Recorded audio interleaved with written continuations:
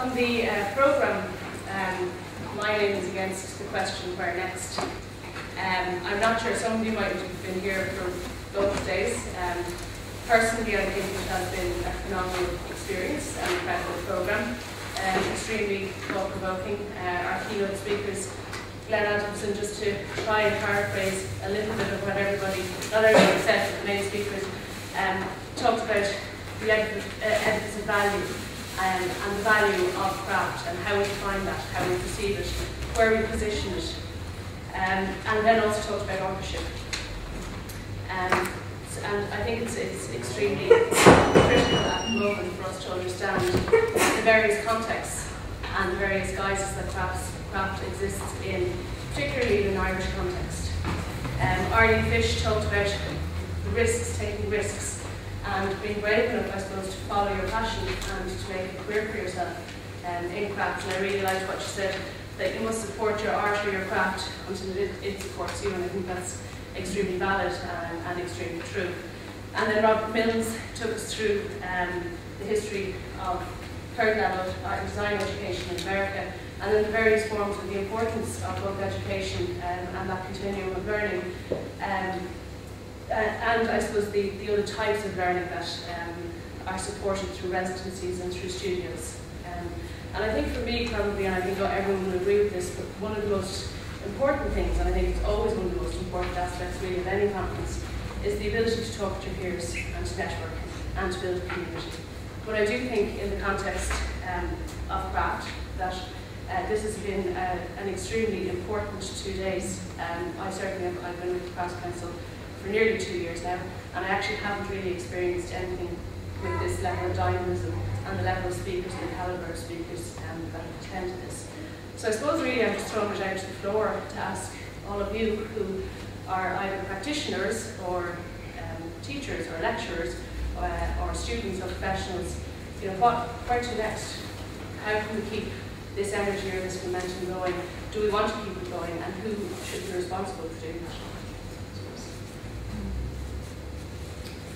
Don't all shout at once. Well, I think it's important to keep going now that it's started, you know. And I do feel that this whole thing with Mary White coming here and the collaboration between the Crafts Council and NCAD, and having the benefit of having all the seminars during the year with the practitioners as well, not just ourselves. It's been fantastic, because then, you know, we know another amount of people out there that you meet around. Like Ireland is a very small country, you know, so there's room for all of us in it. But it's kind of started off something, so it's a huge, I know from being involved in the organising of it, it's a massive project to do, but if it could be done maybe on a yearly basis, it would be great, or even every 2 years. Yeah. I mean, is that something in general people who mightn't have been participating in the lecture series, which, you know, was the precursor to the seminar, would be interested in? Yes. Okay. And also, it would be nice to see some of the reading lists, like obviously majority, but for others, reading lists even before a seminar like this would take place, so we could even do a bit of reading before we come, or get background information about some of the lectures. Yeah. Could I actually ask someone to take notes, because I'm not really right and talk at the same time. But I think also, certainly the reading lists are available, and that's a very practical and easy thing to do. In terms of organising this, again, I know that neither Caroline or Mary are in the room. I think at the moment that if that were to be posted, they might say not next year. But I do think I mean, it's been an incredibly positive experience, you know, from a Crafts Council perspective as well. I personally, I want to wait, and I'll probably say this again when I come back into the room, but I know how much work goes into organising, and I actually can't believe what they have managed to pull off while also lecturing and having lives and jobs, and you know, and also I'm just aware that this was a very collaborative process in putting that programme together, and they had to deal with a huge amount of people and a huge amount of you know, different ideas around speakers and themes and what they wanted, and actually to be able to pull all that together into a cohesive programme with so many elements. I mean, you know, there's 2 exhibition openings, and I suppose as well to state that this isn't the end. There's a number of talks that are going to go on both in Mason Hayes and Curran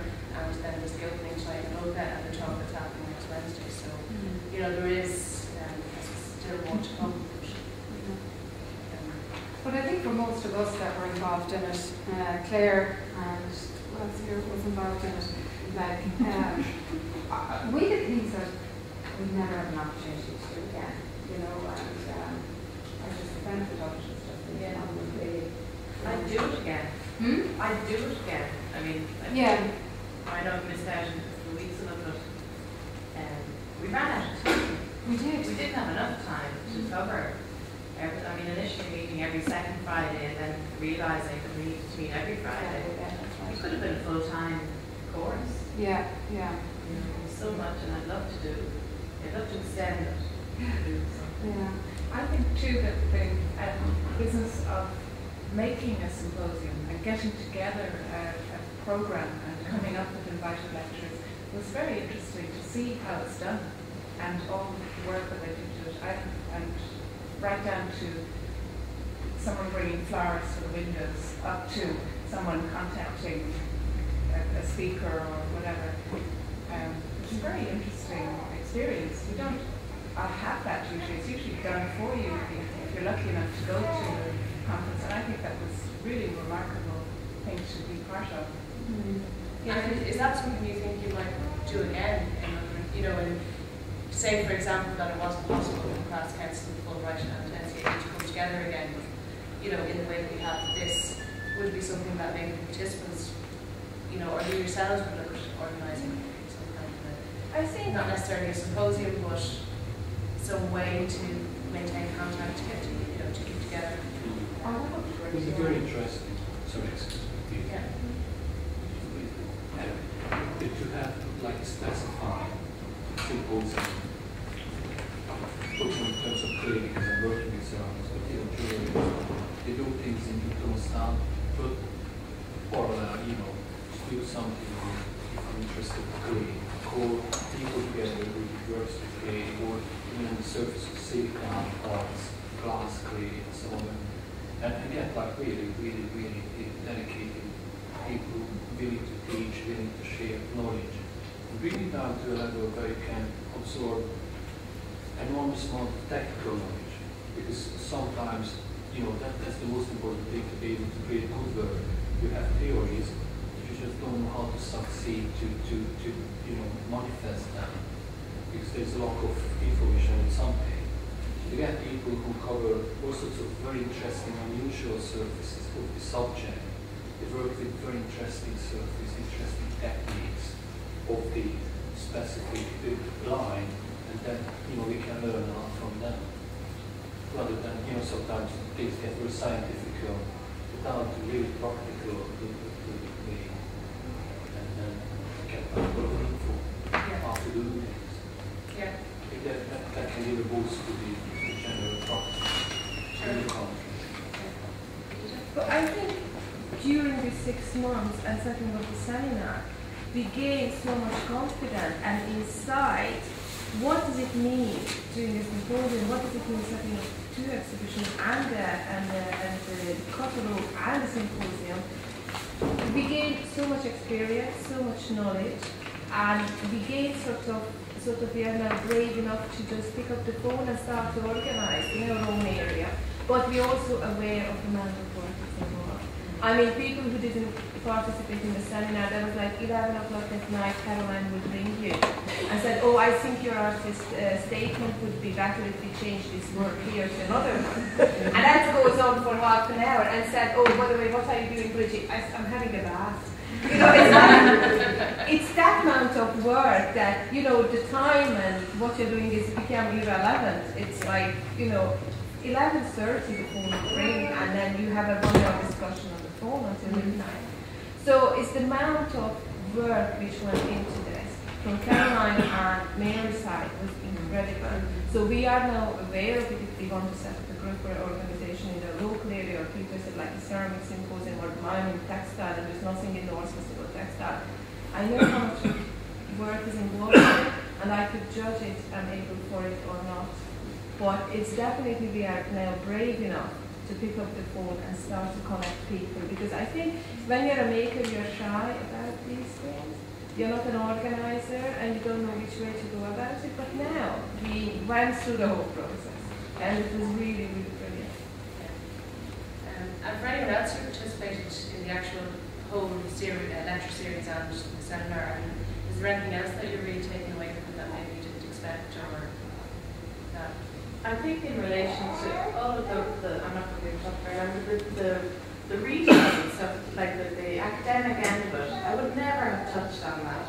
Yeah. You don't at the time, and you're very scared of it. As a baker, as a visual person, you know, to pick up a book on the aesthetics, you know, whatever, is daunting. So to have that opportunity, you know, to be led literally by the hand through it and then have time to discuss it, but then to realise how relevant it is in your area of interest is a real eye-opener, and I didn't expect that. Yeah. You know, to start researching an area and then, you know, have your peers and quoting these people that you're supposed to be reading in class. I better pull up my socks and start getting into this as well. So that was a real eye-opener. Yeah. And I suppose part of the point of you know, this whole series and the symposium is to support people in gaining that kind of knowledge, gaining that kind of confidence, but also in being able to have those kind of discussions and at that level. Yeah. I mean, so is there a way in which, you know, we can collectively continue that dialogue? You know, is there something like something like a blog? I know I was talking to Glenn Atkinson about, and you know, he's very willing to engage. Yeah. You could probably look at, there's different formats that a lot of in Scottish universities and English universities are using. I think it's called Names. Have you heard of Names? No. And Name is a new version of a blog, but it's an open forum for debate. So in my university, I've started with my students, and then I just start a question up, and then I can then censor anything that shouldn't be said. But then they just start their own, it starts a critical mass, it starts as discourse online. Because a lot of them work at home, a lot of them go to studios, and it's just another forum, another place for actual discussion. And you're discussing about actually getting handheld towards looking at the aesthetics about your practice and things. Well, you could put up, you can almost put book reviews up, you could put anything you want, you could put a wiki, you could put a Twitter feed, you can put a Flickr feed, anything that kind of just opens your eyes. When I teach in Aberdeen is a very, it's a big city but very localised, and a lot of people don't think past the oil industry. I'm trying around the world is actually really small. You have an internet. The internet allows the world to be at your hands. So something like a name could be really interesting because it allows, blogs are good, but it doesn't allow the student to be involved. Yeah. But it then allows the student full ownership about the actual discussion as well. It's a good possibility. Yeah, which is great, and I think the only, or sometimes one of the challenges that of something like a name or a blog is actually managing that process. And actually that's the real challenge. And if we can find someone, you know, who will be willing to manage that, that's something that could become a real challenge. And I'm open to any kind of suggestions on that. And, you know, I suppose in the sense as well, you know, there's a lot of organisations, the Cross Council and NCAD and Fulbright we're here to support, you know, the class community in developing this. We can't hold your hand the whole way, and you know that at some level the initiative is going to have to come from the community back, you know, into us. And I suppose I'm constantly saying to students, at least anyway, you know, if you have a good idea or there's something that you want to see affected that you believe will really assist the craft community, critical dialogue about craft, let me know, because I don't know about it, but you know, or let NCAD know, or you know, let whoever it is know, and let us know about it, let us know numbers. Because it's not the most effective way to get something off the ground. Is anyone interested in now maybe writing reviews, writing articles? I mean, I know Tina's here from. Are you ever looking for articles or reviews? Always looking for articles and reviews. Yeah.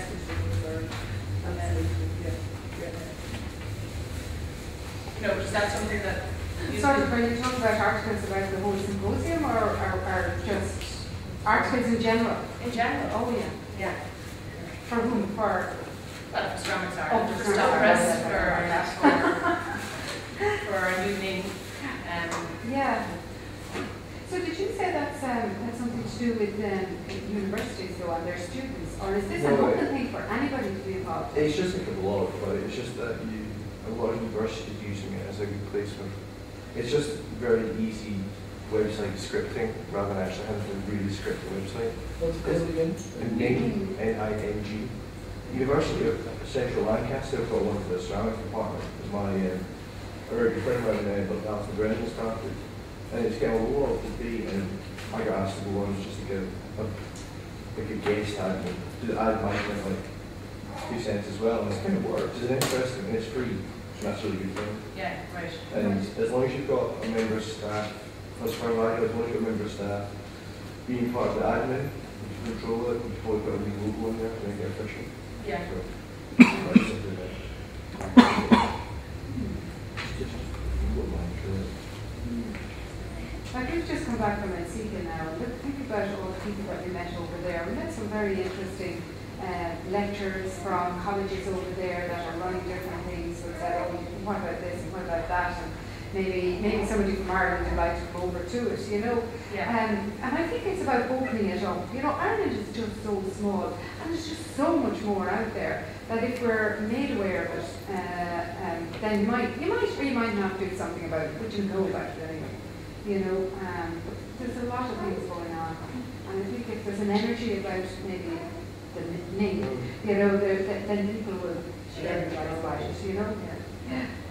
Well, I mean, I think awareness is a key thing, or the ability to access information and resources, Yeah. and I think that's really, really critical. So, you know, if you're to back from CCoI, it would be great, you know, for me to know, or for, you know, Yeah. to find out who you met, to be able to make a good look at the website, so Yeah. you can access it. So I think it's actually really starting to realise, you know, that we actually have to build an information system as a community. Yeah. That it's not necessarily, you know, an isolated happening or occurrence, Yeah. and that we can feed into that. I mean, certainly open to looking at ways of doing that. Ning might be one, WordPress is another site where, you know, I don't know, Future Makers website is set up as a WordPress, using WordPress, which is free technology. You know, so there are ways Yeah. that we can relatively easily build some support. Are you going to rerun the course again? Mary? They're asking where we're going to rerun the course.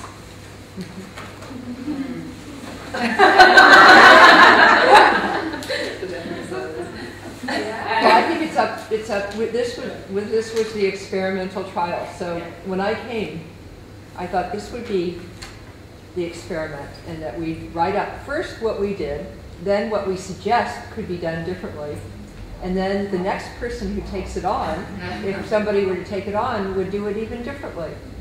They'd kind of figure out what they could do.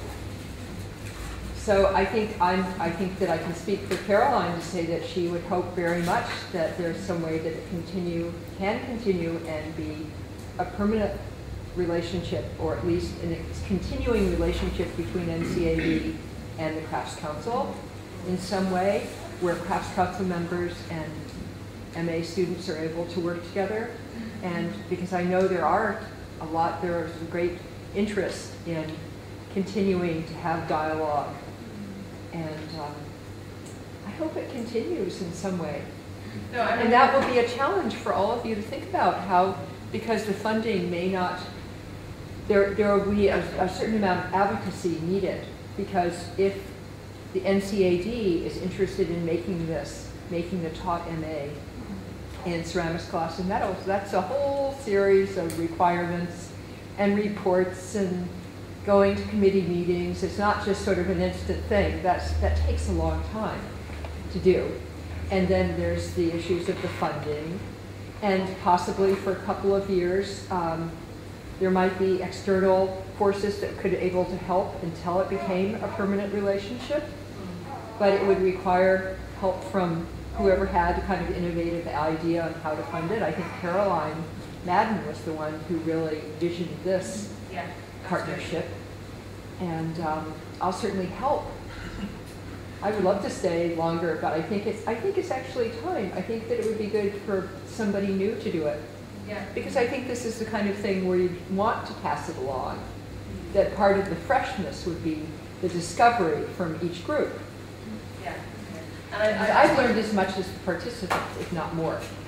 Yeah, yeah, and it's always a two-way learning, I think, you know, whether you're a tutor or Obviously, the dialogue between are really fruitful to bring practically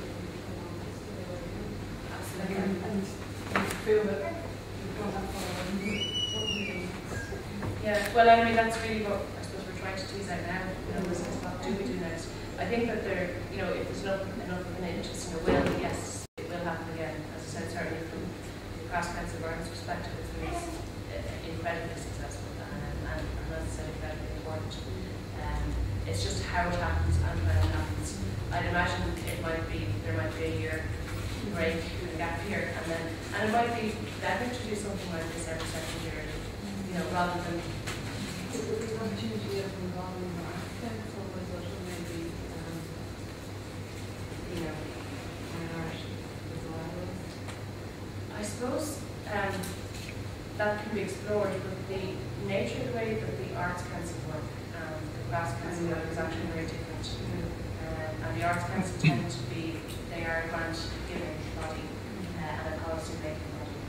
They don't tend to get involved as hands-on as the Glass Council do. So I don't know. I didn't go, I was busy with some facilities yesterday morning when Declan was talking, but I did hear that he talked about old tradition, or long traditions and short, did he say short history and long history, and that we need to create new history.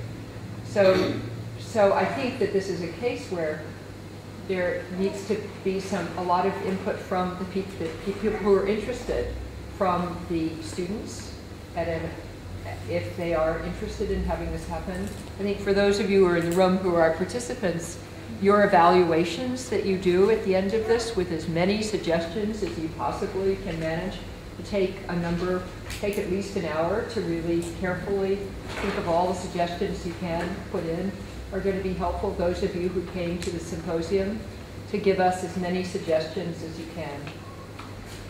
And then also I found that with many of my students in the US, they'd often meet on groups of 4 or 5, or I'd have little sort of waves of people who would come to me and ask what they should do next and how they felt isolated when they were out of school.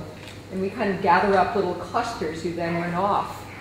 And I think that can happen in any field, but that kind of clustering of people from slightly different disciplines who meet once a month and set little goals for themselves that they're going to have an exhibition, or they're going to do a series of, they're going to have an exhibition in the catalog, but then they're going to relate. I mean, it seems like it's happening a lot in Ireland with the print studios who are relating to the Wales print studio, or the Glass Show, which is working with a group of artists from southern England on the Edge.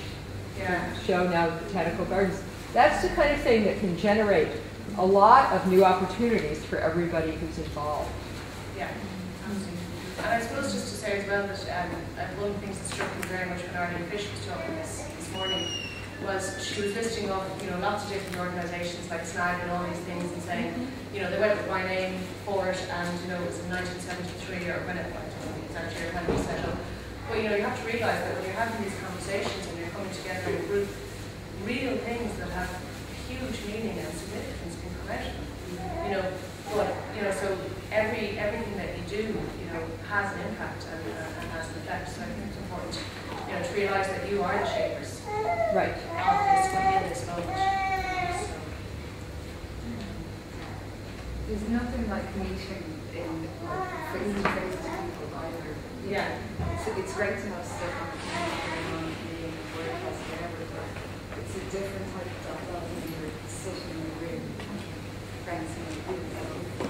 So would, clusters of people together every month or so, 2 weeks or so is great, and you know, across different disciplines, not just getting your own discipline. Yeah. It's more interesting to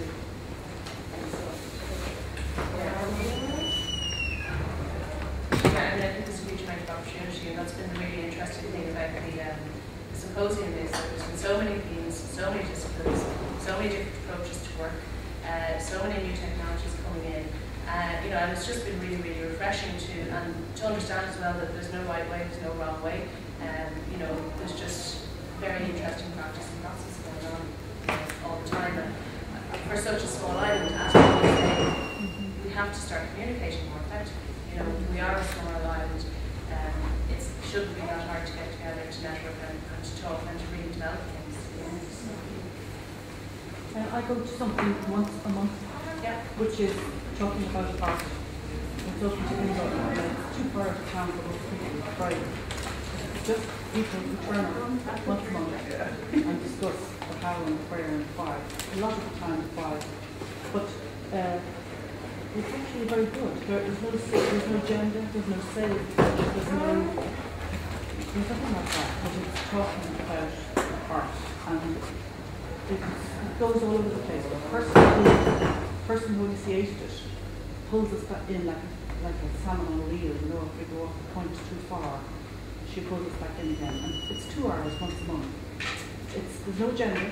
We never have any idea what is going to occur or anything like that. But it's terribly beneficial for people. Sorry, who organised it? Aoife Fitzgerald organised it, who's an artist. But what I'm saying is, it's not that difficult. There's no payment. There's no. I mean, you can actually go to the back of the place and make a cup of tea. It's in the local arts community arts centre. But you could do it. You could do it in Louise. You could do it you could do it in most places where you could get a quiet 2 hours. Yeah. But you could do it in anybody's sitting room or at the end of the garden. Or any museum. Whatever. Yeah. But it's extremely, wonderfully mind-opening, just for 2 hours once a month. Yeah. And we have it on the first Tuesday to replace children's dance. We keep all grown out of. Well, this reminds me that after giving students this advice for years and years, I started attending a women's breakfast meeting, which for some reason there was a men's artist breakfast group that excluded women. And so we started a women's breakfast group in our area, and it's once a month. And we found a nice little restaurant and show up at 8 o'clock, and the late sleepers don't usually come, but there are usually 12 or 15 people, and we all report in on what we're doing. So I send an email back every couple of months to tell them where I am and what I'm up to, and it's wonderful. And somehow breakfast, well, for me personally, it's a really very creative time for chatting. First thing in the morning, some ideas are very fresh. For some people. Some of my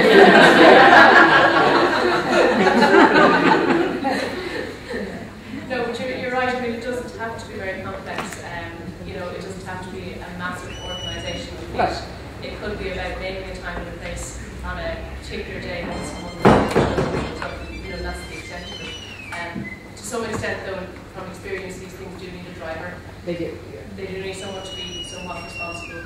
And having said that, the medical groups tend to naturally have those people in them anyway. There's people with different levels of skills.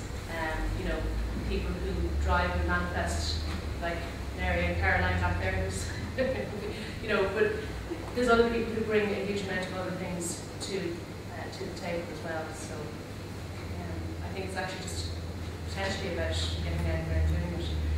I believe as well, you're probably curious, you've noticed the cameras on all of the various discussions. We are going to post them on the website. Potentially, I think, Class Council website and CAD's, they'll be accessible through those websites and possibly Fulbright as well.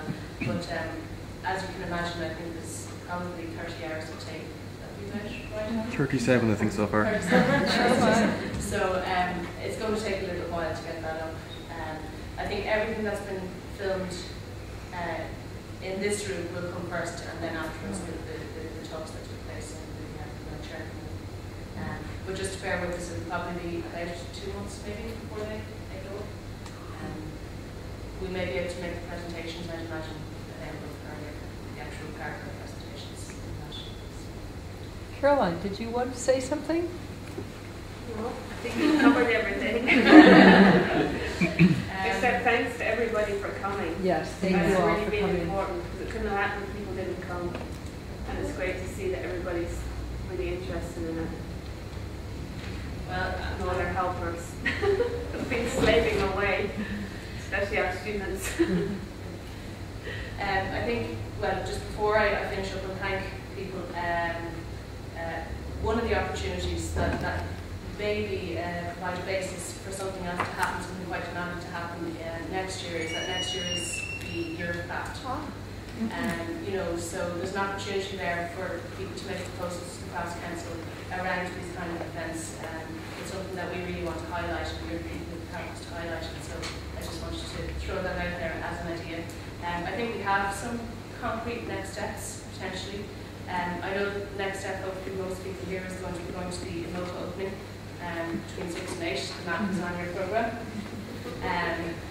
Also, not to forget that there is a series of talks scheduled both at Emoca next Wednesday, and then there's a number of talks scheduled in Mason Hayes and Curran up until the middle of May, I believe. So it'd be great to have, you know, we're talking about keeping the dialogue going. There's the opportunity to keep it going in the immediate term. Louise, maybe just talk a little bit more about some of the possibilities that individual artists or groups of artists could do during the Year of Craft. So, just to refresh everybody's mind, when is the World Crafts Council coming to Ireland? In June 2011. June 2011, so it's a year from now. So if you wanted to start an exhibition, if you wanted to plan an exhibition, if you were in the seminar, you know that it's very hectic when you start it 6 months in advance. So it might be a good idea to find a space in the next month or two. And also another possibility is that there's a lot of interest to reach out to businesses so that you as artists get to know businesses. They also can help provide space. They can help provide a way to find space. You'd be surprised.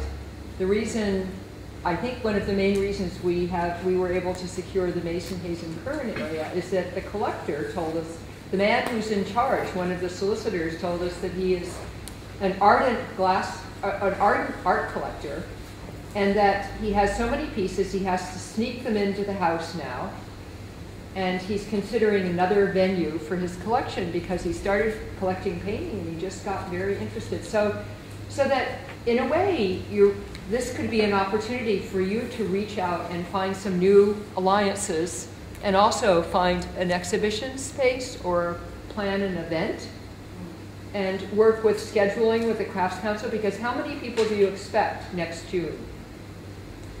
I suppose we don't know at the moment is the honest answer. You know, the World Crafts Council are coming. They would have representatives in most countries across the world. We're hoping that it will be, I suppose we're hoping that there will be a couple of hundred representatives from the World Crafts Council, but at the moment we don't really know. So they would be all over Europe. Yeah. And basically, so it could be, I know that the ceramics organization in the US and the glass organization have about 1,500 people coming. So it's potentially, you could have up to 1,500 people coming to Dublin and Kilkenny in June of next year. Well, and I think that there's going to be a year-long plan, you know, of activities happening, and I think we're looking starting next June. Starting in January. Okay, so that's what I'm trying to figure out the dates. The highlight is just when the World Crafts Council comes. That's sort of the pinnacle, I suppose, that we're hanging it off. But the activity should be throughout the whole year, a celebration of craft. You know, 40 years of the Crafts Council, and the fact that the World Crafts Council are coming to Ireland. Yes. And they came 41 years ago, you know, so it's sort of like a so this is a wonderful opportunity for individuals and small groups, and I would say if one's a printmaker or a fine arts artist, that use this opportunity as well. I mean, in the sense that this is an opportunity to show visual form, visual imagery that represent, that you're proud of, that you love. Well, just to say as well, I mean, next year is quite a unique year in the sense that Contemporary Dublin, which is Ireland's first Biennale, takes place, I think in around June, July next year as well. So there's actually two very, very significant creative based cultural events happening, you know, in Ireland next year. And you're right, it is the time to capitalise on it, and it is the time for, you know, us to get a critical mass of awareness out there, you know, and particularly about craft and what we do. I mean, that's, you know, educating the public.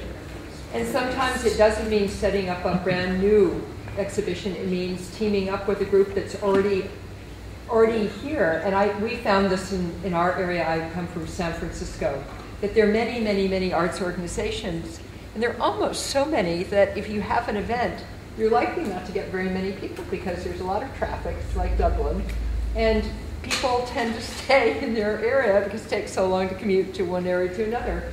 And so that sometimes it's very good just if you hear create program, some program which may not have a crafts component, perhaps you can contribute your part, which brings awareness to the crafts in a specific way. An arts, culinary festival. Yeah, and I think that's a lot of, I mean, we're going to be using a lot of the existing events that happen throughout Ireland, whether they be festivals or, you know, whether they're Belgian or various other things that are happening during the year. The tall ships are coming to Waterford or anything like that. You know, because we're doing exactly what you're saying there, is that you know, we're trying to leverage as many events to join in with. It feels dynamic as we make it. I think it's holding on us all to make this, you know, a big effort next year. You know, it's about raising that profile and putting craft on a platform that it hasn't. Well, it's funny, Sandy, who comes from Berkeley, which is my neighborhood, said today in her lecture that she's now making, it's quite a culinary center, so she started making these funny little pots to hold special salts because they're quite a sort of fanatic gourmet ghetto in our neighborhood. And so she's actually making these very wild little salt containers. I mean, you never know. It's just that each person's individual place doesn't have to be so large. You can take a small area that you love, that you like to do, and find people that enjoy what you're doing. And that's sometimes one can start very close to home. Yeah. And again, I think it's a huge opportunity because really the Crafts Council launched 2011 to leave a legacy. It's not a one-year, one-off, one-happening event. So I think it is the time, if you do have an idea, you know, something that can develop over a period of time, it's the opportune time. So if somebody had an idea in this room, and they were going to try to do something in their neighborhood, would it be worth for them to just send you an email and let you know what you're thinking about, just in case you... Maureen Kennelly is the project manager for the year, so her email is maureen@ccoi.ie. Incidentally, I was at that World Craft Conference in 1970, and I still remember how it was my first introduction to the crafts, actually. I just graduated in architecture in '69, and I remember some ceramics, two particulars. Paul Rayard from the Netherlands came, and I don't know what he's doing since, but it was absolutely fabulous with ceramics, beautiful sort of colours and greens and blues that were perfect. It was architectural ceramics. And then there was a potter who made these closed forms like large eggs, but twice the size of Eleanor's heads over there. And she noticed that at exhibitions people were constantly picking up ceramic pots, especially if they were of a size you could pick up. And so she put a piece of clay inside them wrapped in straw, so when they were fired, this was loose, and when they picked them up, the whole thing started rattling around, and they were left wondering what it was that was in their hands and why was this. So those two things have stuck in my mind since that event. But it took over Dublin. It was in the ODS, and there were events all over the city, but it was centred in the ODS. I think the Kennedy Design Centre had a big impact from it, or in it, or through it, because they were just strongly starting up then. I think they were about peaking then. And I do think that some sort of retrospective to pick it up what happened then in the 70s would be an interesting comparison to what could be done next year. Even if it's only to pick up where are they now. But here today, the reason I mention this is that throughout my experience of the seminar today, the dynamic was precisely the same as at that conference. Even though it's such a smaller operation. But the same dynamic was here among all the people who attended. And I do think that could be picked up on and amplified next year. I think that's a great accolade for the symposium today, and I think you'll have to come to whatever happens next year to the celebration of the World Crafts Council returning to Ireland next year. So, does anyone else have any kind of final comments that they want to make, or like?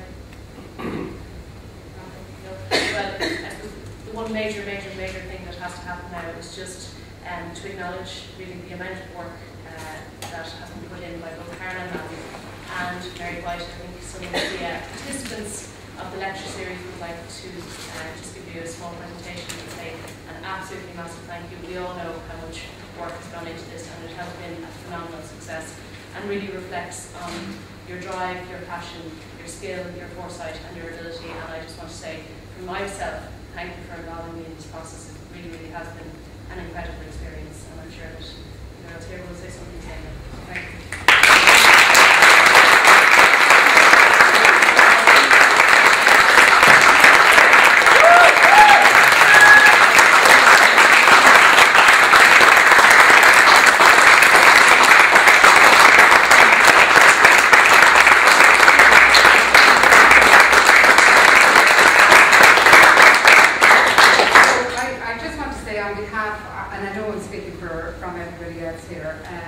There's absolutely no value that you can put on what we have gotten throughout this year, everything that we've done, and it's been an absolutely brilliant experience. So thank you so much for everything.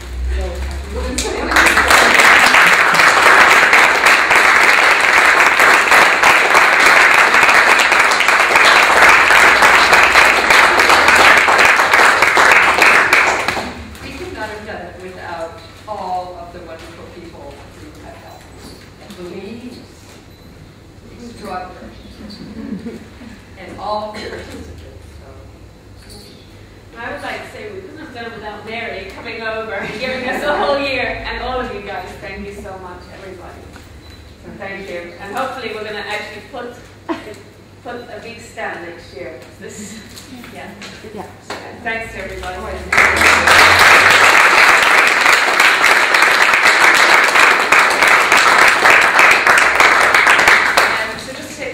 To all of the speakers as well who travelled from many distances to make this such an engaging few days, and we'll see you for a webinar in CCoI hopefully at 1 p.m.